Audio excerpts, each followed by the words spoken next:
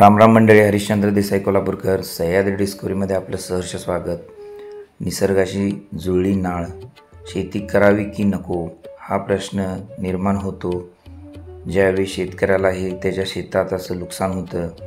निसर्गाच्या प्रत्येक घटकातून नुकसान ज्यावेळी होतं त्यावेळी शेतकरी हतबल होतो, त्याला काय करावं सुचत नाही आहे. आणि अशा परिस्थितीत हे बघा, हे जे हातातोंडाला आलेलं जे भाताचं पीक आहे हे जमिनीवर अशा पद्धतीनं सांडलं. कारण का 7 महिने पाऊस असल्यामुळं 3 महिने आणि 4 महिने पिकाची जी मुदत असते तेवढ्यात ते आपण हार्वेस्टिंग करून आपल्या घरी नेणं गरजेचं आहे.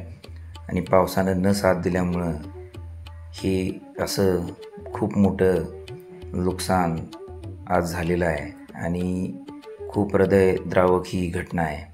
आणि अशा पद्धतीनं खूप शेतीत येणाऱ्या ज्या अडचणी आहेत ह्या आम्ही तुमच्यापर्यंत दाखवण्याचा प्रयत्न करतो.